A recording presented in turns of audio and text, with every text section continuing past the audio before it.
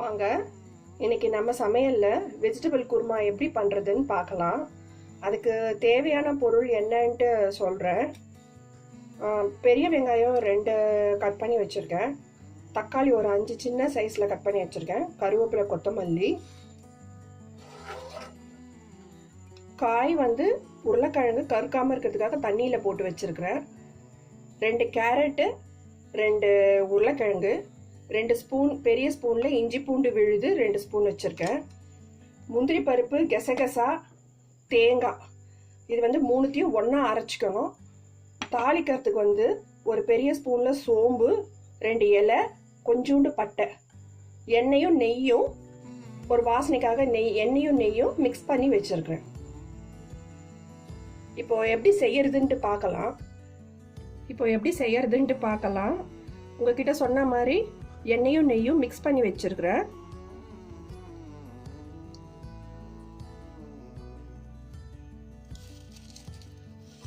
எண்ணெய் காஞ்ச உடனே தாளிக்கிற ஐட்டம்லாம் போட்டுக்கலாம்.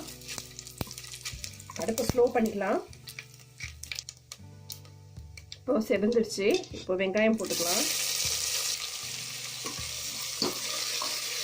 இங்கே பாருங்க, வெங்காயம் ப்ரௌன் கலரில் வதங்கிடுச்சு. இந்த சமயத்தில் இஞ்சி பூண்டு விழுது 2 ஸ்பூன் சொன்னேன் இல்லைங்களா, பெரிய ஸ்பூனில் அதை போட்டுடலாம். ஒரு 2 வதக்கலாம், பச்சை வாசனை போகிறதுக்கு. இந்த சமயத்தில் ரொம்ப அப்படியே வச்சிங்கன்னா தீஞ்சு போயிடும். உடனே தக்காளியும் சேர்த்து போட்டுடலாம்.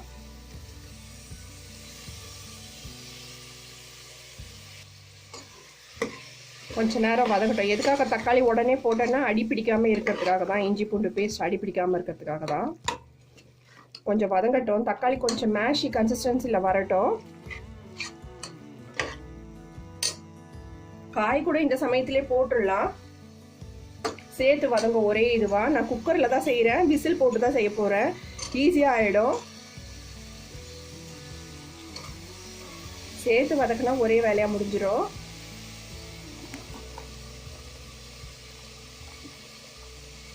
கொஞ்சம் கருவேப்பிலை கூட போட்டுக்கிறேன். பிடிச்சவங்க காலிஃப்ளவர், பீன்ஸு, மீல் மேக்கர் இதெல்லாம் கூட சேர்த்து போட்டுக்கலாம். அவங்க விருப்பம். ஒரு கொஞ்சம் வதங்கட்டும். இங்கே பாருங்கள், இப்போ தக்காளி கொஞ்சம் நல்லா மசிஞ்சிடுச்சு. இந்த சமயத்தில் நான் ஒரு 3 ஸ்பூன் மிளகாத்தூள் வச்சுருக்கேன். குழம்பு மிளகாத்தூள் தான். 1 ஸ்பூன் மஞ்சத்தூள், சின்ன ஸ்பூனில் மஞ்சத்தூள் வச்சுருக்கேன். இதை சேர்த்து போட்டு வதக்கிக்கலாம்.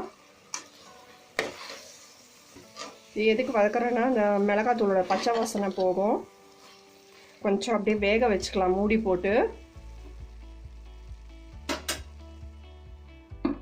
கொஞ்சம் மூடி போட்டு ஒரு 5 நிமிஷம் வேகட்டும். வெந்தக்கப்புறம் எப்படி இருக்குன்னு பார்க்கலாம். இங்கே பாருங்கள், கொஞ்சம் காரம் போட்டு வதக்கியாச்சு. கொஞ்சம் பச்சை வாசனை போயிடுச்சு. இந்த சமயத்தில் ஒரு சொம்பு தண்ணி ஊற்றி கொஞ்சம் நம்ம காய் வேக விட்டுக்கலாம். கொஞ்சம் வெந்ததுன்னா கொஞ்சம் குக்கர் விசில் போடுறவங்க போட்டுக்கலாம். இப்போது நான் விசில் போட போகிறேன். சீக்கிரம் வேலையாகும்.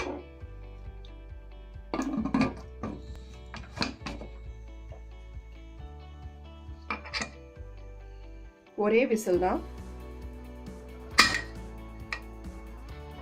ஹையில் வச்சுருக்கேன். விசில் வந்த உடனே பார்க்கலாம். இப்போ பாருங்கள், ஒரு விசில் வந்துடுச்சு. நான் குக்கர் திறந்து காமிக்கிறேன். காய் சீக்கிரம் வெந்து போச்சு. இந்த ஸ்டேஜில் நம்ம இதில் தேங்காய், முந்திரி பருப்பு 12, அரை மூடி தேங்காய், 1 ஸ்பூன் கெசகசா சேர்த்து அரைச்சி வச்சுருக்கேன். நல்லா நைஸாக அரைச்சிக்கணும். இந்த அரைச்ச விழுது அதில் சேர்த்துடலாம். இதில் கொஞ்சம் தண்ணி ஊற்றி கலந்து ஊற்றிடலாம். நான் இப்போ வெயிட் போட போகிறது கிடையாது. ஏன்னா தேங்காய் ஊற்றிட்டு ரொம்ப கொதிக்க வச்சோன்னா திரிஞ்சா மாதிரி ஆகிடும். அதனால் அப்படியே லைட்டாக மூடி போட்டு அப்படியே கொதிக்க வைக்க போகிறேன். லைட்டாக ஒரு 10 நிமிஷம் லைட்டாக கொதிச்சா போதும். திக்னஸ் அவங்களுக்கு ஏற்ற மாதிரி வச்சுக்கோங்க. ஏன்னா இதில் தேங்காய், முந்திரி பருப்பு, கெசகசா அரைச்சி ஊற்றிருக்கிறதுனால கொஞ்சம் திக்னஸ் வந்துடும். கொஞ்ச நேரம் மூடி வேக வைக்கலாம். ஒரு 5 நிமிஷம் மூடி போட்டு கொதிக்க வைக்கலாம்.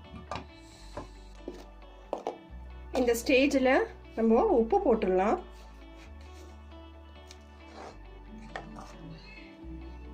ஒரு 5 நிமிஷம் மூடி போட்டு வேக வைக்கலாம். ஒரு 5 நிமிஷம் ஆயிடுச்சுங்க, கொதிச்சிருக்கோம். நான் ஸ்டவ் ஆஃப் பண்ணிடுறேன். பாருங்க,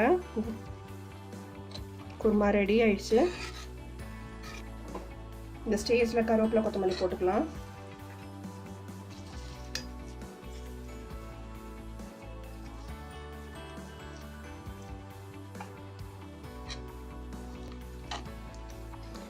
இந்த குருமா இட்லி, தோசை, சப்பாத்தி, பூரி, பரோட்டா எல்லாத்துக்கும் நல்லாயிருக்கும்.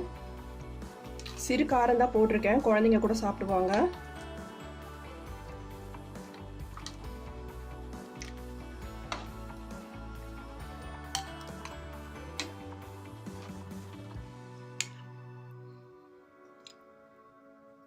இங்கே பாருங்கள், சுவையான வெஜிடபிள் குருமா ரெடி ஆயிடுச்சு. எங்கள் வீடியோவை லைக் பண்ணுங்கள், எங்கள் சேனலை சப்ஸ்கிரைப் பண்ணுங்கள். நெக்ஸ்ட் வீடியோவில் பார்ப்போம். தேங்க்யூ.